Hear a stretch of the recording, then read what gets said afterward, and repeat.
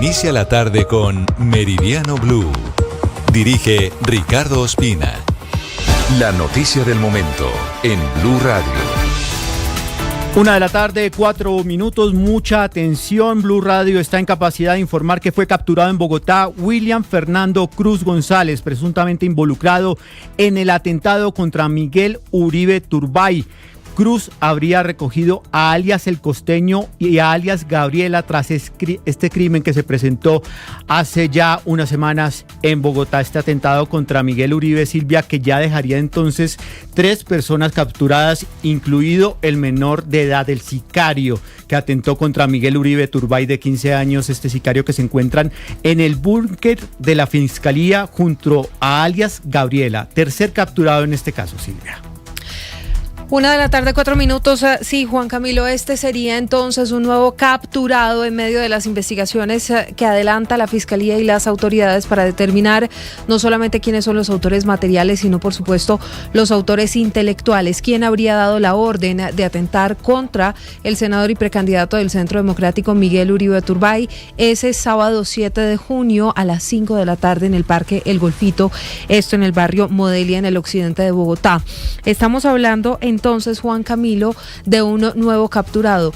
El joven de 15 años fue detenido el mismo día del atentado. Posteriormente detienen a otra persona que es quien estaba conduciendo ese Chevrolet Spark gris que se ve en los videos que fueron revelados por Noticias Caracol. La tercera capturada es esta mujer, alias Gabriela, y este nuevo nombre que estamos conociendo a esta hora en Meridiano Blue sería el cuarto detenido, William Fernando Cruz González, presuntamente involucrado en este atentado contra Miguel Uribe Turbay. Dicen las autoridades, habría sido quien recogió a alias El Costeño y a alias Gabriela tras el crimen.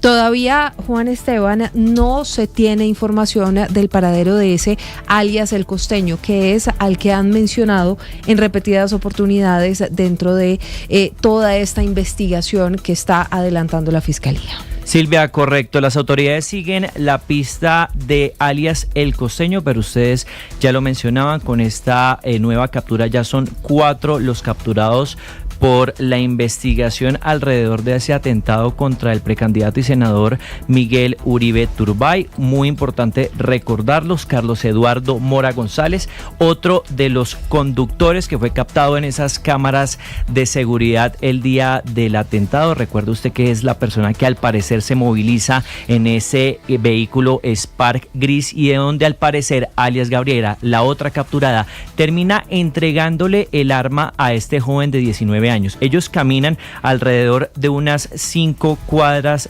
desde ese punto de la avenida El Libertador, caminan, llegan hacia el Parque El Golfito y es ahí donde termina propinándole 3 disparos al senador Miguel Uribe Turbay. Recordamos, la captura es William Fernando Cruz González, quien también habría sido la persona que habría recogido al Costeño y a alias Gabriela antes del crimen.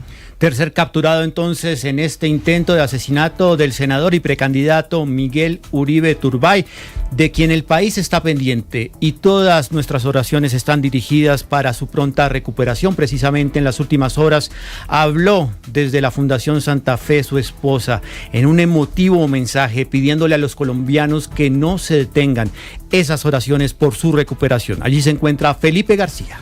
Hola Juan Camilo, buenas tardes. Sí señor, Miguel tiene fuerzas para seguir luchando. Esas fueron las palabras de María Claudia Tarazona desde la Fundación Santa Fe, y agradeció el respaldo de los colombianos y del equipo médico que mantiene con vida a Miguel Uribe Turbay luego de ser víctima de este atentado sicarial por parte de este joven de apenas 15 años. Dice que su esposo sigue luchando por su vida, aferrado a su familia, de su hijo, y describió a los médicos que lo atienden como un ejército de ángeles que ha trabajado incansablemente para mantenerlo con vida. Escuchemos. Con una sonrisa puedo decirles que Miguel sigue luchando por su vida, aferrado a nosotros, a su hijo, a las niñas y a cada uno de ustedes. Estamos muy agradecidos desde el fondo de nuestro corazón. Con una sonrisa y con amor también les pido que oremos y tengamos en nuestras oraciones a todo el personal médico que ha estado día María y noche Claudia al Tarazona, lado Juan Camilo se acercó nuevamente a la ventana de la clínica a agradecer, por supuesto, a las personas que siguen levantando sus oraciones para que se dé el milagro y pidió no dejar de orar y no dejar de enviarle a Miguel toda la energía y el amor posible, porque dice ella que es justamente eso lo que lo mantiene con vida. Felipe, gracias. 1:09 PM. Ese ha sido el llamado constante de la familia de Miguel Uribe Turbay. Vamos a otro punto de Colombia, el departamento del Cauca, que ha sido blanco de nuevos ataques terroristas. Una patrulla del ejército fue afectada en la vía Panamericana y en el municipio de Morales hubo un nuevo ataque con drones cargados con explosivos, que es la nueva modalidad en la que actúan estos grupos criminales. Hugo Mario, buenas tardes. Hola Silvia, buenas tardes. Las tropas de la tercera división del ejército que prestaban seguridad en la vía Panamericana entre Popayán y Pasto, en un punto conocido como el Estanquillo, cerca del municipio del Patía, Cauca, fueron atacadas esta mañana con un explosivo. La explosión causó heridas por esquirlas a varios soldados que fueron trasladados a un hospital de la región, a pesar de que a esa hora transitaban muchos vehículos por esa carretera. Por fortuna no hubo civiles heridos. Maribel Perafán es la secretaria de gobierno del departamento del Cauca. En un momento cuando la patrulla del ejército hacía sus controles y sus patrullajes sobre el sector del Estanquillo, fue activado un artefacto explosivo que nos deja como saldo 2 soldados heridos, pero afortunadamente atendidos en el hospital del Bordo y se encuentran en buenas condiciones. Horas antes, en el municipio de Morales, Cauca, se reportó sobrevuelo de drones sobre viviendas y la estación de policía. El ejército derribó con disparos y ráfagas de fusil 2 drones cargados con explosivos. Silvia y Juan Camilo. 1:10 PM. Finalmente se conoció el monto. ¿Cuánto costará la ambiciosa reforma a la salud que quiere sacar adelante a toda costa el presidente Gustavo Petro? La bobadita de 90 billones de pesos. Jessica Gutiérrez. Juan Camilo, así es, muy buenas tardes. Recordemos que recientemente se presentó en el Senado de la República la ponencia que da continuidad al debate sobre la reforma a la salud 2.0, un proyecto que hasta el momento no se sabía cuál era su costo total y si contaba con el respaldo fiscal del Ministerio de Hacienda. Pues frente a esto, el viceministro de Salud, Luis Alberto Martínez, aseguró que el proyecto tiene aval fiscal y que su implementación no superará los 92 billones de pesos. Escuchemos. Sí, la reforma a la salud no le cuesta más de lo que hoy está costando el sistema. No, porque es que no son recursos. Hoy el sistema de salud se gasta alrededor de 92 billones de pesos, de los casi 100 que se recogen para el sector salud. Entonces, lo que cambia sí es la distribución, que hoy le entregamos todos esos recursos a las EPS y le perdemos el control. Y es que además, Juan Camilo, durante su intervención también señaló que no se han corregido las fallas que enfrenta el sistema de salud, por lo que si no se realiza esto, la crisis en el sistema continuará. 1:11 PM. Hay más noticias, unas que llegan desde el Congreso de la República, porque se salvó finalmente, Mateo, la reforma al ICETEX. Todo esto por cuenta de las sesiones que están avanzando en la Cámara de Representantes. Ahora este proyecto pasa a segundo debate en la plenaria. La reforma al ICETEX busca fijar un tope a las tasas de interés de los créditos, garantizar los subsidios de sostenimiento y además limita el endeudamiento, entre otros puntos. El proyecto en su primer debate estuvo en riesgo por algunas diferencias que tenían desde el pacto histórico. La bancada de gobierno considera que no deben destinarse recursos del presupuesto general para el ICETEX. Hoy se acordó que se harán unas mesas técnicas para evaluar estas posiciones y otras diferencias que pueda haber sobre el texto. Sin embargo, el proyecto fue aprobado y de esta manera se salvó. La ponente de la iniciativa, la representante Catherine Jubinao. Y en particular hoy con el pacto histórico, porque yo creo que entraron en razón finalmente y entendieron que vale la pena unirnos, mejorar el proyecto, porque todos los proyectos son perfectibles, pero enviar el mensaje correcto a los estudiantes. La reforma al ICETEX también contempla asesoría obligatoria al usuario antes de acceder a un crédito y acompañamiento en salud mental. El segundo debate se hará en la plenaria de la Cámara de Representantes. El temido líder de la banda criminal alias Jordi, de la banda criminal de La Terraza, quedó libre por el mejor abogado de Colombia, el doctor Vencimiento de Términos. Héctor David Santamaría. Sí, señor, y esta decisión que ya genera polémica en el departamento de Antioquia fue tomada por el Juzgado Segundo Penal Municipal Ambulante del departamento, que decidió dejar en libertad a Juan Pablo Taborda Zamora, alias Jordi, que había sido capturado en un mega operativo en Armenia a inicios de este mes, junto a Diana Olaya, ex esposa alias Douglas, el jefe del mismo grupo criminal La Terraza, y que actualmente, recordemos, cumple una condena en la cárcel La Paz de Itagüí, donde además es integrante de la Mesa de Paz Urbana del Gobierno Nacional. Alias Jordi le había imputado a la Fiscalía los delitos de lavado de activos y enriquecimiento ilícito, pero podrá continuar afrontando este proceso en libertad. El alcalde de Medellín, Federico Gutiérrez, además, Juan Camilo, hizo esta grave denuncia.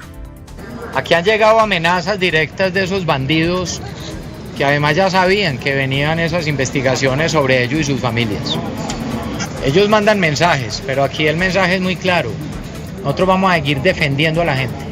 Y me preocupa además que supieran que ya existían estas investigaciones sobre ellos. Por su parte, las otras dos personas que también fueron capturadas en este caso en diferentes allanamientos, hablamos de Vilma Granados y Luisa María Rojas, esposa del fallecido Edison Rodolfo Rojas, alias Pichigordo, les impusieron medida de aseguramiento, pero en su domicilio, Juan Camilo.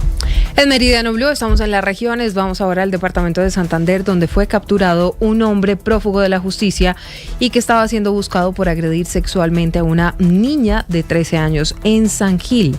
Esta persona deberá cumplir una condena de 12 años de cárcel tras la decisión de un juez. Verónica Rincón. La captura de un hombre de 34 años por el delito de acceso carnal abusivo con menor de 14 años se dio en medio de un operativo entre la policía y la fiscalía en cumplimiento de una orden judicial en el municipio de Cimitarra, Santander. El agresor fue condenado a 12 años de prisión por los hechos ocurridos en 2014. La mayor Jenny Marcela Oces, jefe del grupo de infancia y de adolescencia de la policía en Santander. De acuerdo con la investigación, respaldada por un sólido acervo probatorio, los hechos se habrían presentado en el año 2014, cuando el hoy capturado se habría aprovechado de la inocencia de la menor de 13 años de edad para cometer este aberrante acto. Hechos que fueron denunciados por el padre del adolescente. El capturado fue trasladado a la sede de la Fiscalía en Barranca Bermeja, mientras es llevado a un centro carcelario para que cumpla la condena. Y vamos a la costa Caribe, celebra Locurramba, pero esta vez no por fútbol, sino por la reducción en las tarifas de energía. Vanessa Saldarriaga, ¿qué va a hacer con los 30.000 pesos en los que le baja la tarifa de energía? ¿Me va a invitar a algo? En realidad, Juan Camilo, con las buenas tardes, son 12.000 pesos. Es un 6% en promedio lo que va a bajar, y es que el promedio del consumo que tiene un barranquillero, independiente del estrato, es alrededor de 250.000 pesos. Y le explico un poco lo que implica todo esto. Resulta que a partir de una acción popular que realizó que tuvo un fallo a favor por parte del Tribunal Administrativo del Atlántico, la CREC tuvo que hacer una modificación y retirar el modelo tarifario especial que estaba aplicando desde el 2019 solo al mercado de la región Caribe, que atiende Aire y Afinia. Por eso se van a dar estas reducciones. Ahí usted está viendo en pantalla, para los que están en YouTube, un componente tarifario donde se explica cada punto. Hay uno de pérdidas que en estos momentos está en 118 pesos. De allí se van a restar 54 pesos por cada kilovatio hora consumido. Es por esto que si usted en promedio tiene un consumo de 200.000 pesos, esto menos el 6% implicará una reducción de 12.000 pesos. Algo que están celebrando, por supuesto, los usuarios, pero que tiene un doble filo, pues podría llevar a desfinanciar las empresas Aire y Afinia, que en promedio ambas reciben anualmente cerca de 1 billón de pesos por concepto de estos ingresos, que no hacen otra cosa más que cubrir lo que otros roban de energía a través de conexiones fraudulentas. Juan Camilo. 1:17 p.m. Hablamos de noticias del mundo y, por supuesto, de la crisis y la tensión que hay entre Israel e Irán. El primer ministro Benjamin Netanyahu ha prometido vengar los últimos ataques perpetrados por Teherán contra civiles judíos en las últimas horas. Además, ese país, Israel, ha dado importantes golpes al programa nuclear iraní. César Moreno. Muy buenas tardes. El ministro de Defensa israelí, Israel Katz, aseguró que el líder supremo iraní, Ali Khamenei, a quien se refirió como el Hitler moderno, no debería seguir existiendo. Y lo dijo desde el hospital Soroka de Beersheba, donde la madrugada de hoy impactó un misil causando graves daños estructurales.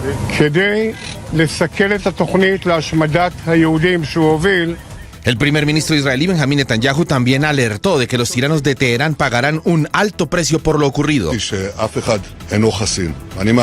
Nuestro objetivo es doble, nucleares y balísticos, los vamos a eliminar. Estamos en proceso de finalizar, de erradicar esta amenaza, dijo Netanyahu. Dejó claro que nadie es inmune y también informó que el 60% de las lanzaderas de misiles iraníes han sido destruidas.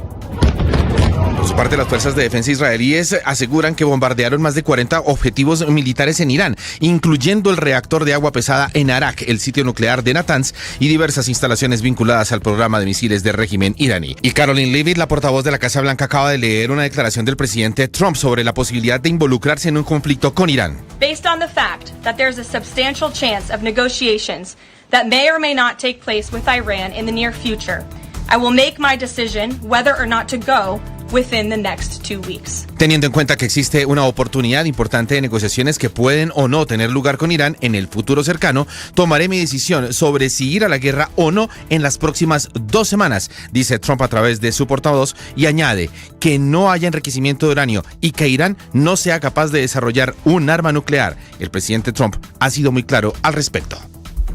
Y precisamente los compañeros de la Alianza Informativa Latinoamericana están allí en el lugar del ataque, en el hospital Soroka de Beersheba. Nelson Castro se encuentra en estos momentos con un portavoz de las Fuerzas de Defensa de Israel. Nelson, adelante. Acá estamos luchando contra la cabeza del pulpo. Efectivamente, la información es que no hay heridos ni fallecidos. ¿Eso se confirma, Ronnie? Así es, porque de hecho se da la casualidad de que mis suegros trabajan acá en este hospital y mi suegra es la responsable de este departamento desde el punto de vista de las enfermeras. Y lo que hicieron fue que el día de ayer sacaron a todas las personas a un lugar más seguro y de esa manera se salvaron. Los médicos que habían acá en este departamento estaban adentro del refugio y de esa manera también se salvaron la vida. ¿El misil impactó, cayó acá? El misil impactó ahí, en el techo. Qué bárbaro, así que con la onda expansiva afectó todo el hospital está inutilizado. El hospital hay algunas personas todavía en el hospital porque no se pueden utilizar, es el hospital que cubre prácticamente el 65% del territorio israelí. Con médicos musulmanes, también de atención a población musulmana, inclusive de países vecinos, ¿no? Sí, es un hospital de mucho prestigio, yo lo conozco, obviamente. Hay unos 300.000 beduinos, que son árabes musulmanes que viven en el desierto, que practica también la poligamia, acá muy cerca de nosotros. Es como un grupo que está en todo el Medio Oriente, pero acá está mucho, y muchos de ellos son médicos aquí, o muchos son pacientes, obviamente. O sea, más de la mitad prácticamente la mitad de los bebés que nacen en este hospital son niños musulmanes, son bebés musulmanes. Blue, más que radio.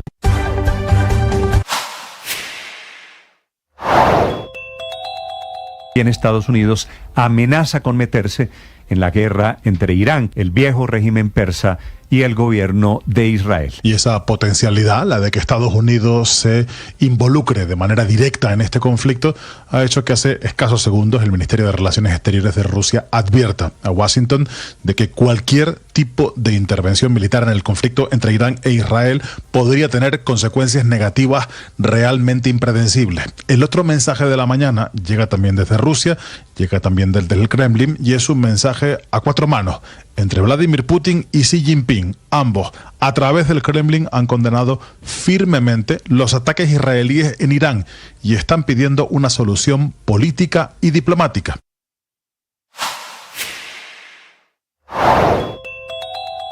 El presidente Petro dio su palabra de que si aprobaban la reforma laboral en el Congreso, él mismo iba a retirar la idea de la consulta, que podría suceder mañana cuando triunfe la conciliación entre Cámara y Senado de Colombia. Ya están nombrados los 4 conciliadores de esa reforma laboral, tienen cocinado un acuerdo para aprobar mañana, viernes, último día de la legislatura, el texto de lo que aprobó en el Senado. Los 4 son María Fernanda Carrascal, que es del Pacto Histórico, Camilo Londoño, que es de los Verdes, los senadores Jiménez de Cambio Radical y Mereg del Partido Conservador. Se van a poner rápidamente de acuerdo porque decidieron trabajar sobre el texto aprobado por el Senado, que entre otras cosas mejora cosas que había hecho la Cámara de Representantes. Van a aprobar, por ejemplo, recargo de festivos y domingos, que será de 100% gradual. Los estudiantes del SENA tendrán contrato laboral formal y no contratos de aprendizaje, con un riesgo inmenso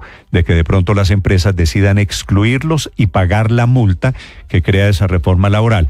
Y los contratos a término fijo solo podrán durar máximo 4 años.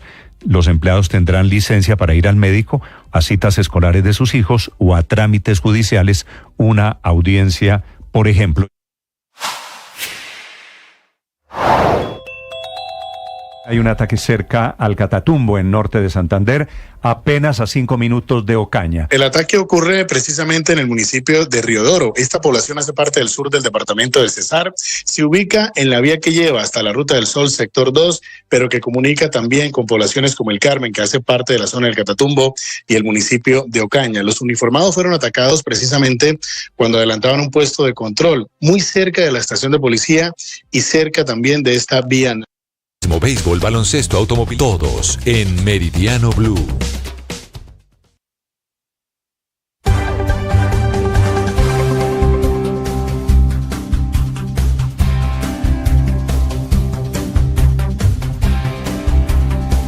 Hay medidas de seguridad especiales para el duelo de esta noche entre Santa Fe y Millonarios. Cristian Correa. Juan Camilo, sí señor, un puesto de mando unificado que será liderado por la policía, la Secretaría de Gobierno y la Secretaría de Seguridad de Bogotá. Además, se dieron a conocer ya los horarios de ingreso al estadio El Campín. 4:45 de la tarde podrán empezar a ingresar los asistentes al estadio. La apertura de puertas al público será sobre las 5 y el inicio del partido sobre las 8:15. Hay que tener algo muy importante en cuenta, y es que en este partido Millonarios juega en condición de local, por lo que sus Cristian, permítame, sí, señor. Noticia urgente, hay nuevos detalles desde la Fiscalía General de la Nación sobre el atentado de Miguel Uribe Turbay. Juan Esteban Quintero. Juan Camilo, más temprano hablábamos de esta nueva captura, cuarto capturado por el atentado contra Miguel Uribe Turbay. Hablábamos de William Fernando Cruz González, quien presuntamente habría sido la persona que recogió a alias El Costeño y a alias Gabriela tras el crimen. Pero el nuevo detalle que se está conociendo en este momento está relacionado con el joven de 15 años que accionó el arma en por lo menos 6 oportunidades, teniendo éxito en 3 de ellas cuando disparó contra el senador y precandidato Miguel Uribe Turbay. Lo que estamos conociendo en este momento es que las balas que usó este joven habían sido modificadas para garantizar el asesinato esa tarde, 7 de junio de este año, en el Parque El Golfito. Dice la Fiscalía que las vainillas halladas por el ente investigador en el lugar de los hechos revelan que las balas estaban recubiertas de bronce y latón. Recuerde usted, Juan Camilo, que se habían encontrado 12 vainillas y ya era materia de investigación esos elementos que se habían utilizado. Incluso se estaba analizando en el sistema Sucoba del CTI de la Fiscalía de dónde provenía esa arma. Esa arma también, lo que ya se ha podido establecer es que fue adquirida en el año 2020 en Arizona, Estados Unidos. Son nuevos detalles que se siguen conociendo del atentado contra Miguel Uribe. Blue, más que radio.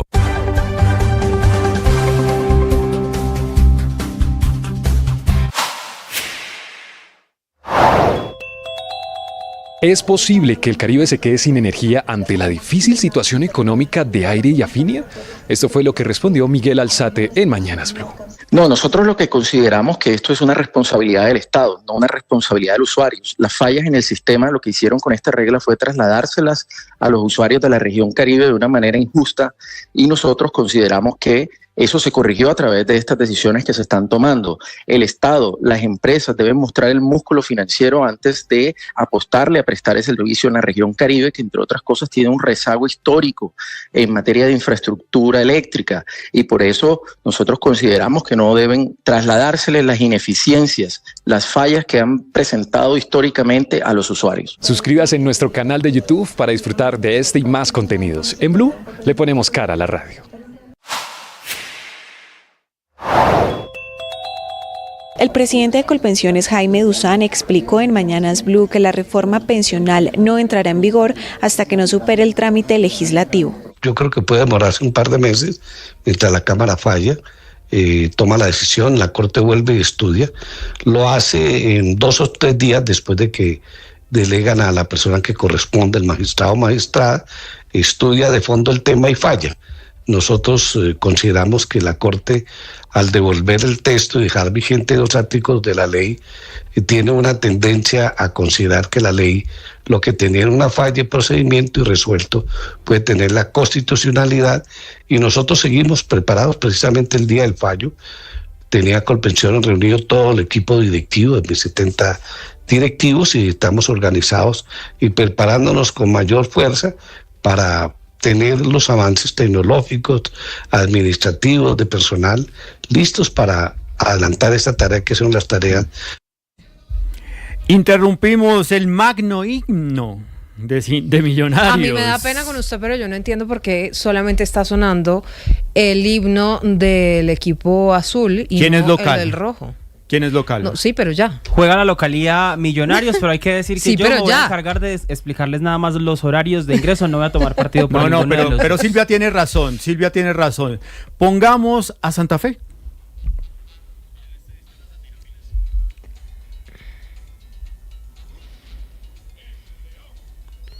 Ahí pero está a mí, León. Octavio. Grande León, ¿ah? A mí me parece que esto no es objetivo con los qué? hinchas, con los Está bogotanos León. que son hinchas de Santa Fe. Por supuesto están aquí, digamos, abusando de un solo color. Aquí ya ¿Cierto? está inclinándose la cabina hacia un solo color. Estamos inclinando la cabina y eso no es justo porque... Somos Blue. Porque Yo les voy a entregar la información de lo verdaderamente importante en este momento, y son los horarios de ingreso, de acuerdo también a lo que han acordado con las autoridades de seguridad.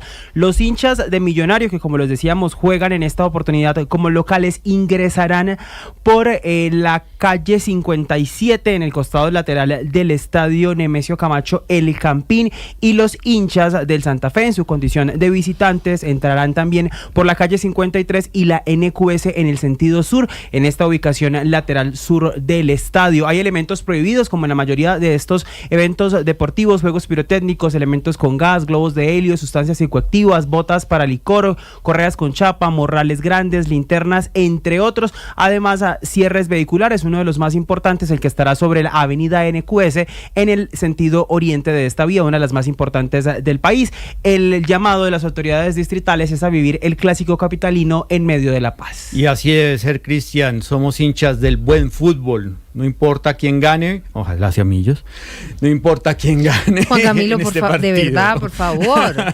¿Qué es lo que está pasando? Lo importante es que se viva este partido de paz, en tranquilidad. Sí, eso tiene que ser. Eso tiene que ser la prioridad, y por supuesto todos esperamos a que gane Santa Fe para la final contra el DIM, el Deportivo Independiente Medellín. Por supuesto.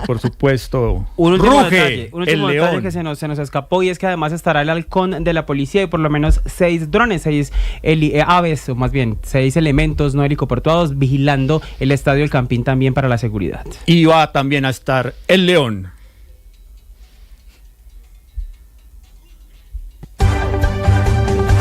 No, pero más deportes, don Octavio Sazo. Bueno, se juegan 4 partidos hoy del fútbol colombiano. Claramente uno de ellos es el que va a definir quién será el finalista, pero más allá de eso, a las 4 de la tarde van a jugar Tolima y Junior, a las 6 van a jugar Once Caldas y Atlético Nacional, y luego a las 8:15 va a jugar el América de Cali frente al Deportivo Independiente Medellín, pero el clásico bogotano que va a definir al próximo finalista será Millonarios Santa Fe, con lo que contábamos ya en las normas de seguridad y todo lo que va a suceder en el Campín. Así que recuerden, 8:15 de la noche, Millonarios Independiente Santa Fe. De ahí saldrá entonces el rival del Deportivo Independiente Medellín para la gran final del fútbol en Colombia. También se van a jugar 4 partidos del Mundial de Clubes. Ya se juega uno de ellos. El Palmeiras le está ganando 2-0 al Al-Ahly. A las 2 de la tarde va a jugar el Inter Miami frente al Porto de Portugal. A las 5 el Seattle Sounders estará en su casa jugando frente al Atlético de Madrid, y a las 8 de la noche el Paris Saint-Germain frente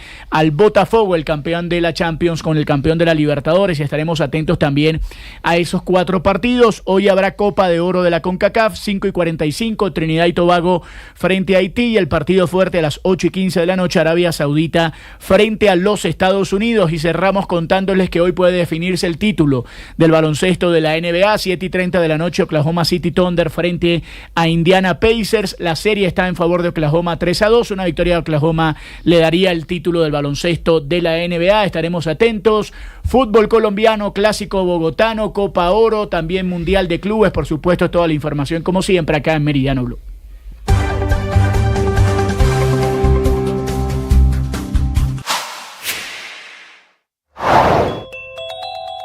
El presidente de Colpensiones, Jaime Duzán, explicó en Mañanas Blue que la reforma pensional no entrará en vigor hasta que no supere el trámite legislativo. Yo creo que puede demorarse un par de meses mientras la Cámara falla, toma la decisión, la Corte vuelve y estudia. Lo hace en 2 o 3 días después de que delegan a la persona que corresponde, el magistrado o magistrada, estudia de fondo el tema y falla.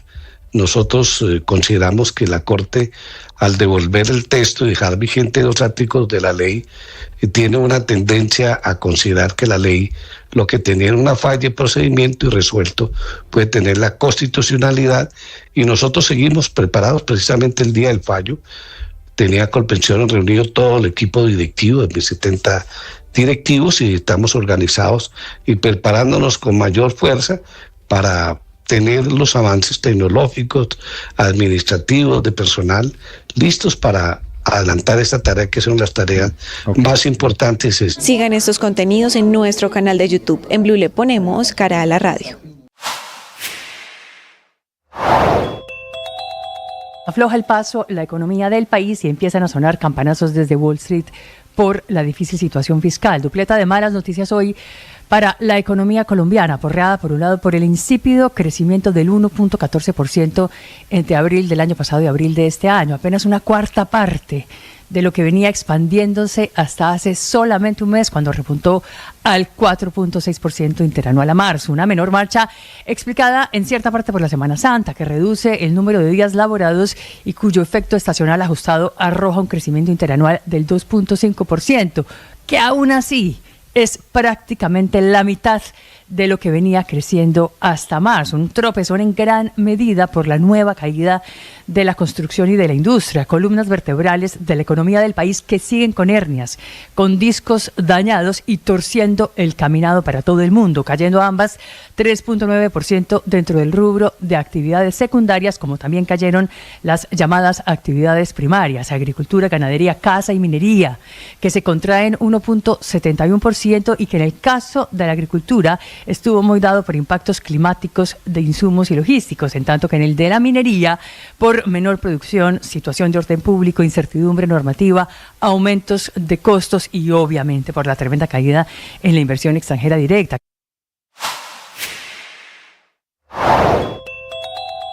La decisión sobre facturas de energía en la costa Caribe tiene mucho de bueno y algo de malo. Por eso vamos por partes. A partir de agosto o de septiembre, las familias en la costa Caribe verán una caída en el precio de las facturas de energía, producto de la decisión de la CREC, la Comisión de Regulación de Energía y Gas, que, cumpliendo con el fallo de una acción popular de los personeros del Caribe, que fue fallada por el Tribunal Administrativo del Atlántico, ordenó cambiar el régimen tarifario, que significa que en la factura de la luz a los caribes no les podrán seguir llegando cobros adicionales, como los que hoy se hacen, por ejemplo, por el robo de energía, por inversiones futuras anticipadas de las empresas, por la prima de riesgo, ni por la sobrecarga del 20% en el componente de comercialización, que son cosas que hoy aparecen en facturas de aire y Afinia. Esta decisión va a beneficiar a 2.7 millones de usuarios de aire en Atlántico, Magdalena y La Guajira,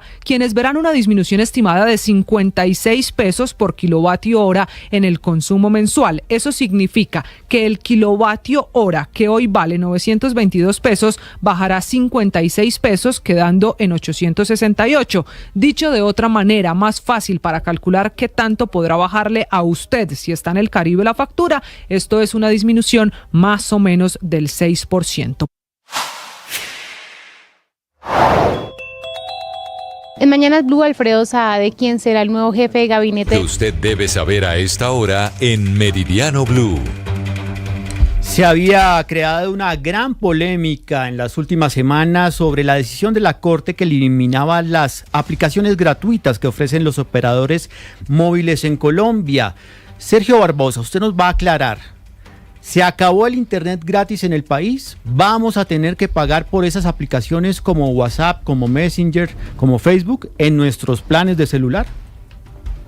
Camilo, buenas tardes. Pues mire, luego de 3 semanas de una polémica enorme, la Corte Constitucional explicó su decisión sobre los planes de telefonía que tienen las aplicaciones prepago y aclaró varias de las dudas que se han generado al respecto. Lo primero que hay que decir es que la Corte señala de manera muy explícita que es equivocado asumir que como consecuencia de esta decisión las personas tengan que pagar más por acceder a estas aplicaciones de telefonía móvil prepagada. Necesariamente lo que dice la Corte es que no se aumentan los precios y con esto también le da un año a los operadores de internet para que ofrezcan planes competitivos que no vulneren la neutralidad de la red. Entonces, Juan Camilo, si le parece, para hacer más fácil el tema en palabras sencillas, si alguno de los oyentes que nos escucha a esta hora es usuario prepago y recarga mensualmente internet en su celular a partir del mayo del próximo año, que es cuando comienzan los efectos de esta decisión de la Corte, no deberán pagar más por los servicios que ya han venido utilizando según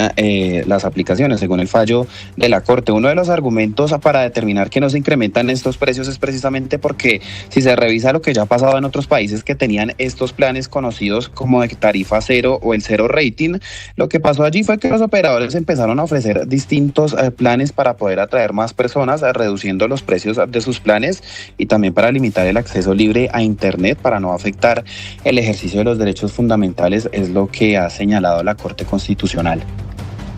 Seguimos conociendo detalles, información desde la Fiscalía General de la Nación sobre el atentado a Miguel Uribe Turbay. Nos informa nuestro director Ricardo Ospina lo siguiente: no hay indicios en estos momentos por parte de la Fiscalía General de la Nación que vinculen el atentado contra el senador Miguel Uribe Turbay con organizaciones criminales del Ecuador. 1:00 p.m, 39 minutos. Blue, más que radio.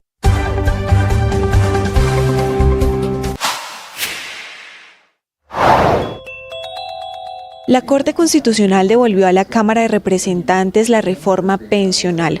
Jaime Duzán, presidente de Colpensiones, dijo en Mañanas Blue que la Corte no tumbó la ley, sino que encontró una falla en el procedimiento. La Corte Constitucional ha tomado una decisión por unanimidad y la decisión es devolver a la Cámara de Representantes el texto de la ley 2381 para que se vuelva a discutir y votar la proposición última que señaló que se acogiera el texto aprobado por el Senado de la República. Una vez se adelante esa discusión en sesiones ordinarias o extraordinarias, como dice el auto de la Corte Constitucional, se regresa a la Corte y ella tomará la decisión de fondo. Dos cosas importantes: primero, que fue por unanimidad la decisión de la Honorable Corte Constitucional, después de que existían varias opiniones al respecto, y dos, que dejó vigente el artículo 12, es decir, la gente que se había pasado la SACAI continúa en la SACAI, y segundo, deja vigente la posibilidad de seguir pasándose la gente de los fondos privados a Colpensiones. Sigan la entrevista completa en nuestro canal de YouTube. En Blue le ponemos cara a la radio. Alfredo Saade, quien será el nuevo jefe de gabinete del presidente Gustavo Petro, publicó una fotografía junto al mandatario y la bandera bolivariana de guerra a muerte que ha generado polémica. Esto fue lo que explicó al respecto Alfredo Saade en Mañanas Blue. Esa bandera significa la intención de un hombre en esa época bolivariana de conquistar y gobernar. Esa bandera no es una bandera de muerte y de guerra como todos han querido mostrarla. Es una bandera donde lógicamente en esa época, Néstor... El rollazo político con Andrés Carmona. Rollazo político a la 1:00 p.m, 42 minutos, hablando de la decisión del Consejo de Estado de la Corte Constitucional de devolver el texto de la reforma pensional a la Cámara. Todo esto para subsanar unos temas de trámite. Los tiempos de entrada en vigencia de esta reforma entonces se aplazan. Todo esto, don Andrés Carmona, a pesar de que ya el presidente Gustavo Petro esta mañana anunciaba que iba a convocar a sesiones extraordinarias, no solamente en la Cámara, sino también en el Senado. Así es, Silvia, muy buenas tardes. Pues mire, ¿qué pasa ahora que sea la notificación por parte de la Corte Constitucional, tanto a la Presidencia de la República como a la Cámara de Representantes? Esto se haría a más tardar el próximo martes 24 de junio. Una vez suceda esto, se procederá con la convocatoria extra. Se debe expedir un decreto para convocar a las sesiones extras tanto a Senado como a Cámara de Representantes. ¿Por qué a las dos cámaras? Porque si bien la decisión afecta únicamente a la Cámara de Representantes, es allí donde se debe surtir la discusión de la proposición que buscaba acoger el texto aprobado en el Senado. Y uno de los puntos más con la vigencia, ya que la vigencia se puede modificar unos meses y allí tendría que entrar el Senado a conciliar el texto. Escuchemos lo que dijo el presidente de Colpensiones, Jaime Duzán, en entrevista con Mañanas Blue. Realmente va a ser una corrección y una vez lo falle la Cámara de Representantes y la firme el señor presidente de la República, vuelve y coge el rumbo normal. Entonces, una vez se dé la votación de esta reforma y se tenga que conciliar, el texto pasaría nuevamente a revisión de la Corte Constitucional para que decida de fondo, y una vez se dé esa decisión de fondo, si es avalada por la Corte Constitucional, el presidente podría ya iniciar la ejecución de la ley y se podría definir la fecha en la que se daría esta gran transformación del sistema pensional, Silvia. Andrés, gracias. Y entre tanto quedó lista la conciliación de la reforma laboral. Se acogerá todo el texto que se aprobó en las últimas horas. Mateo Piñeros.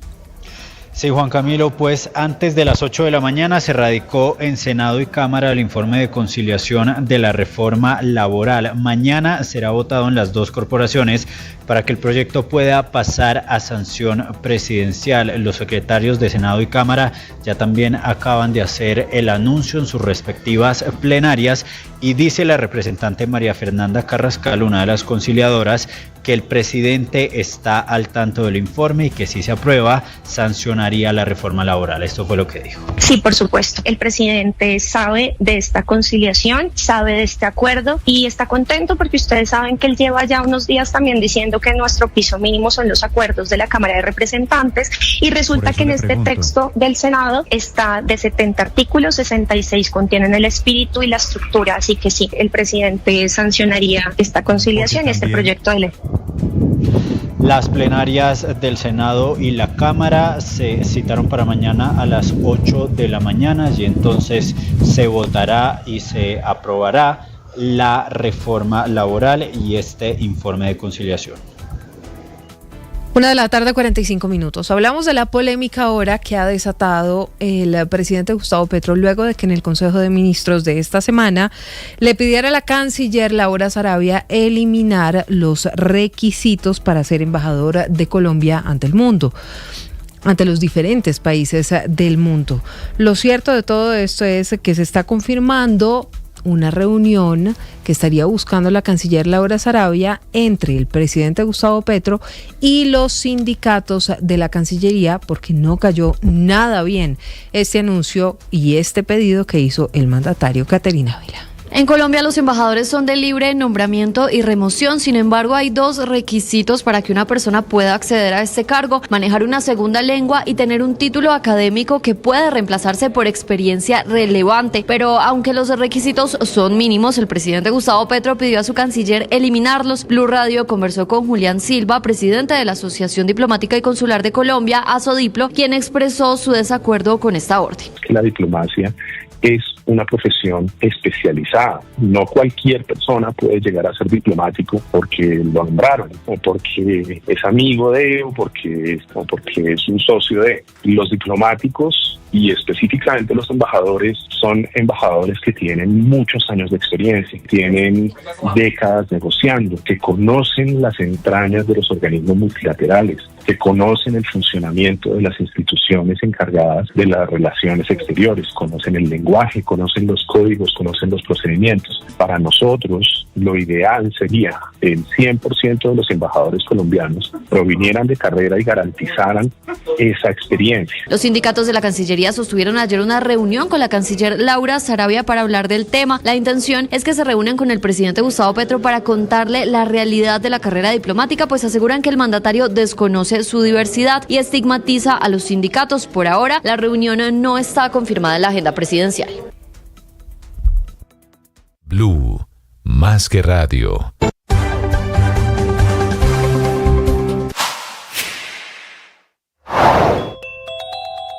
En Mañanas Blue, el presidente de Colpensiones, Jaime Duzán, afirmó que la desfinanciación del presupuesto general de la Nación no impedirá que se cumplan las proyecciones en materia pensional. El presupuesto general de la Nación ha tenido una desfinanciación. Ustedes lo han escuchado, el señor ministro de Hacienda, en el reciente Consejo de Ministros que fue transmitido por los canales institucionales.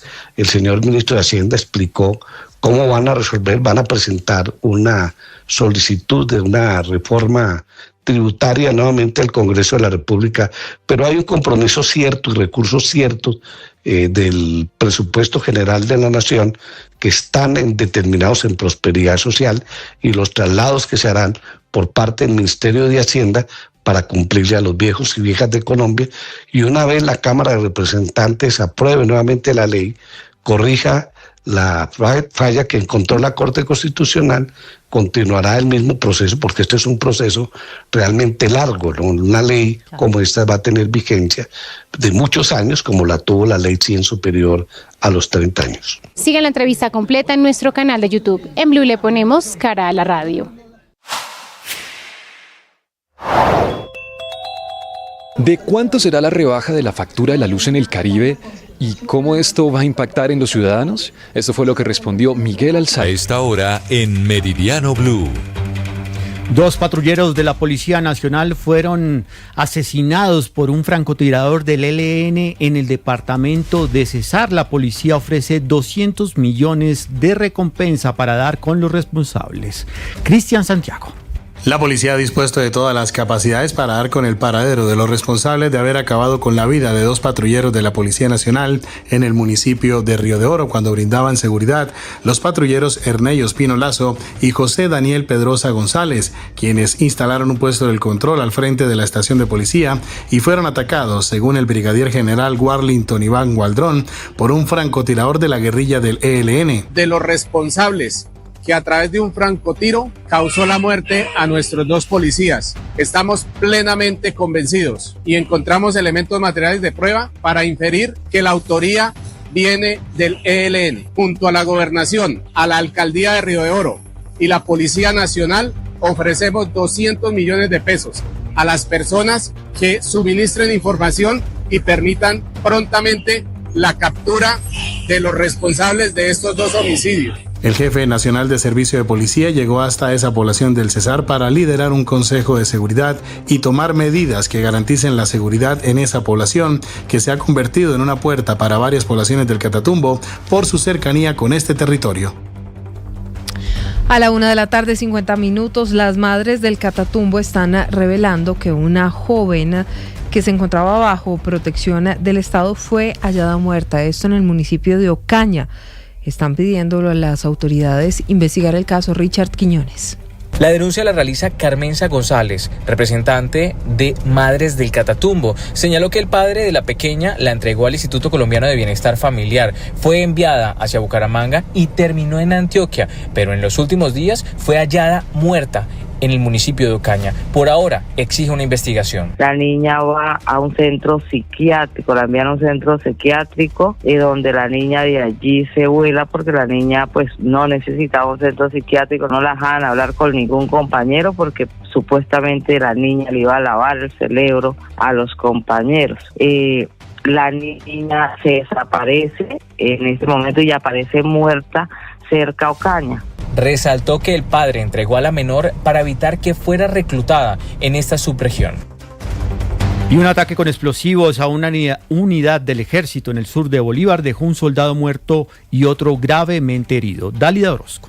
Ante las fuertes restricciones que está implementando el gobierno de Donald Trump en los Estados Unidos para el ingreso de migrantes. En medio de las operaciones militares en contra de los grupos armados que delinquen en el sur de Bolívar, tropas del batallón de selva número 48 del ejército fueron atacadas en las últimas horas con un artefacto explosivo lanzado desde un dron. El atentado criminal que se registró cuando los uniformados se movilizaban en un vehículo en la vereda San Benito, zona rural del municipio de Santa Rosa del Sur, dejó un soldado muerto y otro más herido. A través de un comunicado, la primera brigada del ejército, que atribuye el ataque a las disidencias de las FARC, calificó este hecho como un acto terrorista en contra del derecho internacional humanitario. Líderes del sector reportan que en este ataque también resultó herida, producto de la detonación del artefacto explosivo, una mujer que se encontraba en la zona. Sin embargo, las autoridades no han confirmado este hecho. El uniformado muerto fue identificado como el soldado profesional Deiber Conde Jiménez.